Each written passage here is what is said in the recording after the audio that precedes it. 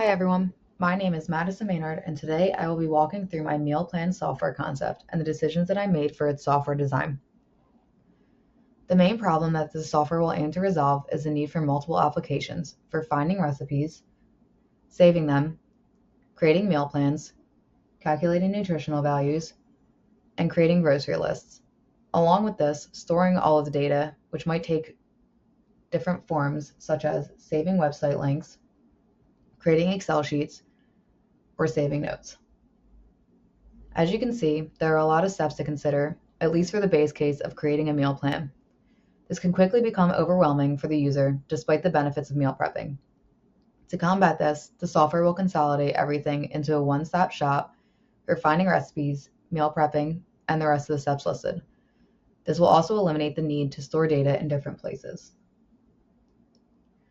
There are 3 intended users for the application, depending on the account type and the services required. These are the meal plan user, the recipe user, and the nutritionist user.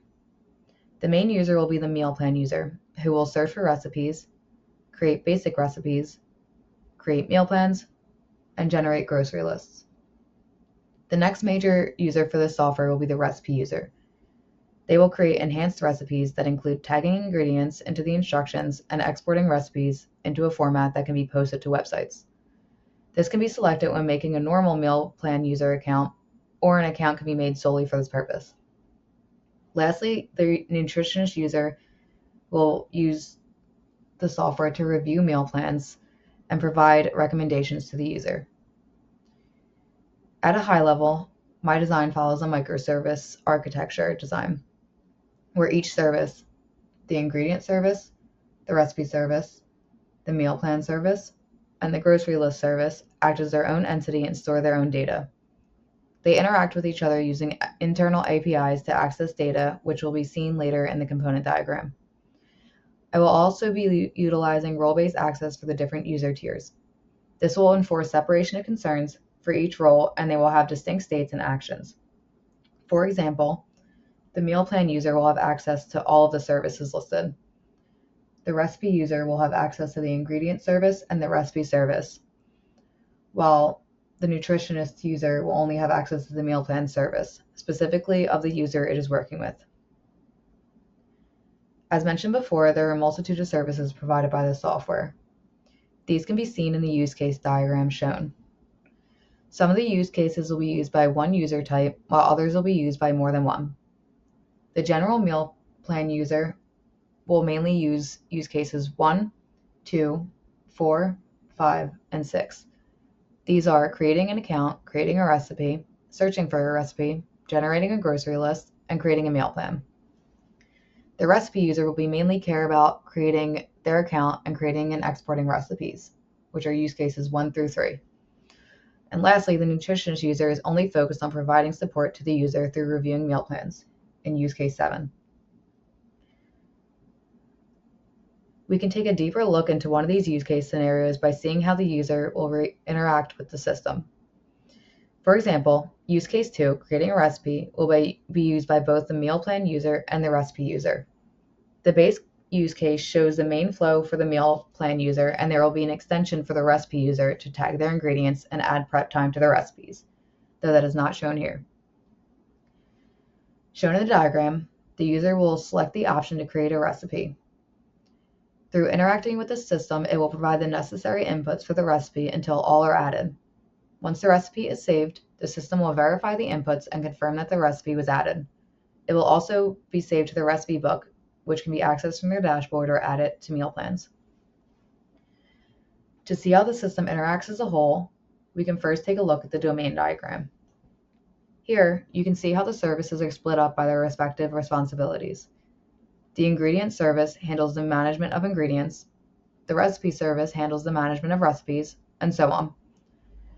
You can also see the different types of users and how the meal plan user is the only one with preferences. This is because it is the only one who will be utilizing the meal plan service and will be using those preferences. From here, we can take a closer look at the class diagram, which has been expanded to contain all attributes and operations. For example, the meal plan service handles the creation, saving, and editing of meal plans. The other services are structured similarly. You can also see the role-based operations under the recipe user and nutritionist user, such as exporting a recipe to web and exporting nutrition information from a meal plan user's account. Looking a little closer at one of the activity diagrams, you can see how the different components interact within the system in various ways. For instance, when creating a recipe, the user will specify that it wants to create a new recipe and will give it a name. The recipe service will handle the request and will trigger the creation of a new recipe within the recipe class. From there, the user will add ingredients until all are added. The ingredient service will search for the added ingredient, and if it exists already, the ingredient will be added to the recipe by creating a new recipe ingredient instance. Otherwise, it will create a new ingredient and a new recipe ingredient, which will be used in the recipe. Once all of the ingredients are added, the user can add the instructions, which will be stored in a list. Lastly, the user will save the recipe, and it will be added to the user's recipe book, which is housed in the recipe service. The component diagram outlines the different components, their requested interfaces, and their interactions. This diagram closely mirrors the domain and class diagrams. However, you can see the internal and external APIs, along with the databases here. This is also the first time that the user interface is shown, which will be how the user accesses all services. Since this is a microservice architecture, each service has their own database. To use data from another service, the internal APIs will handle the requests between the services. The external APIs will be used to gather price information for the grocery list service, recipe information for the recipe service, mainly for searching recipes, and nutritional information for the ingredient service.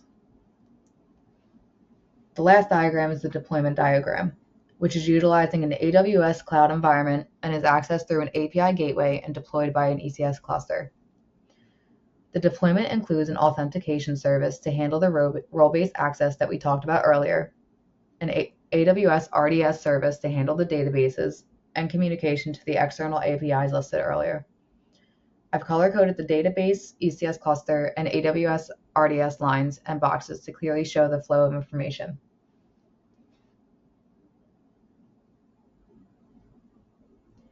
This assignment has given me an in-depth exposure to the different aspects of designing a software from scratch.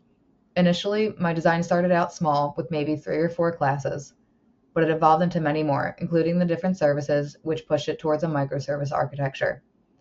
To complement this change, the single database that I planned expanded to 1 per service. The software also evolved from general user to 3 different ones, each with different uses. The recipe portion wasn't supposed to be used for creating websites, but it fit perfectly within the new recipe user. Going forward, there is still a need to elaborate further on certain aspects and use cases of the project, which will be challenging but rewarding. This is something that I actually want to design, which is why I chose it in the first place. And this assignment helped me turn that idea into something that can be developed with a plan. I'm excited to start developing and further updating my plans as I go.